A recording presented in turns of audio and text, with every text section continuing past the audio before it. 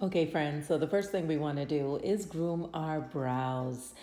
This is a vital step, especially when you have hooded lids. So we want to take those hairs upward and upward towards the ear. Now, to structure the brows when you have hooded lids is important because we want to create more real estate. As you can see, when my eyes are closed, you can't really see my lids. So that's why this step is vital. It's to make sure that you can see more of the eyeshadow color when the eyes are open. So we're gonna whisk the tail of this brow more towards the ear. And I'm using the black heart from the Jouer Jet Set palette to do that. I'm loving eyeshadow nowadays to do my eyebrows. Now I'm cleaning it up with Fawn, and this is from the LA Pro Girl. I'm loving going 1 to 2 shades lighter with my concealer because like I mentioned in previous videos, this is now my brow bone highlight. I'm using concealer.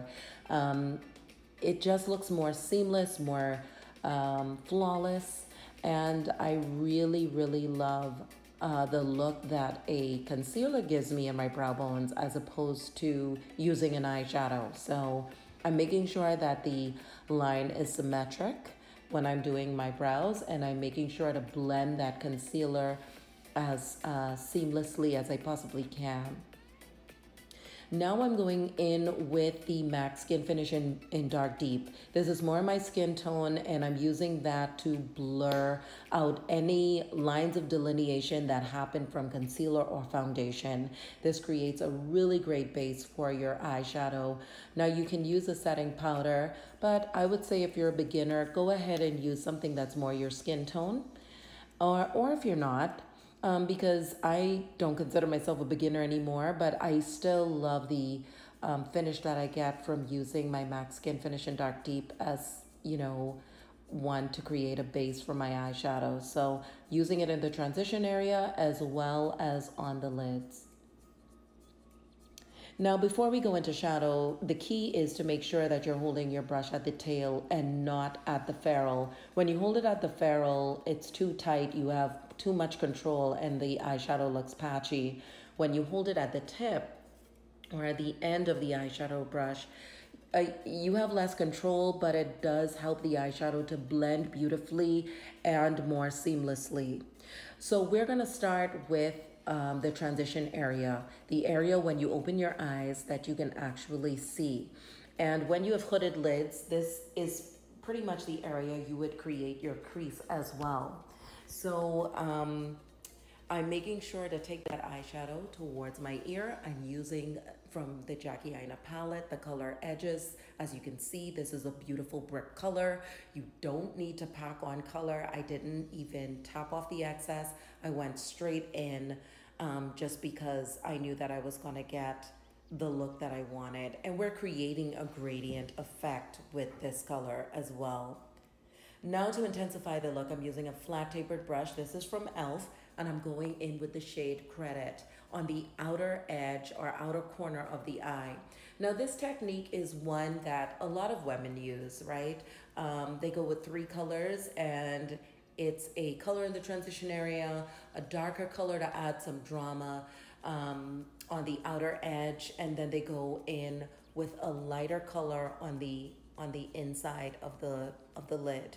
So that's what I'm doing here. And I'm just making sure that I am packing on enough brown, and I'm blending that out as well with my blending brush and pulling that more towards my lid and taking that into the transition area, as well as buffing it outward as well. So you want to make sure no lines of delineation, and then you can go ahead and pack on more of the brown to your liking, which you see that I'm doing here.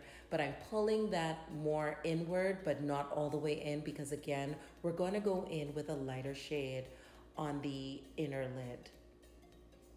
Going in with that lighter shade, this is with a flat tapered brush from the Jouer Jet Set palette. This is the color Check-In, and I absolutely love this.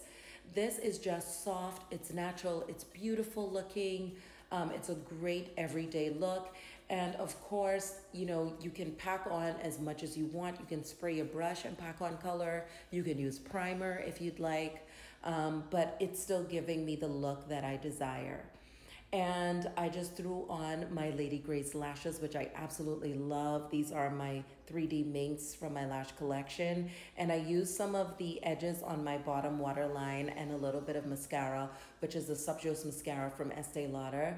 And like I said, a beautiful everyday glam look that's great for beginners or even if you're advanced. Something that will get you looking fabulous and growing out the door and getting your makeup done in under 20 minutes. And that's why I really love this. So I'm just showing you just the full look with what we have here. Anyway, I love you all so much. I'll see you on Topical Tuesday to discuss skincare. Let me know in the comments section below what you'd like to see as the next makeup look, but I took it back to basics. I think it's great to go back from where it all began with makeup. Anyway, again, I love you all. Ciao for now.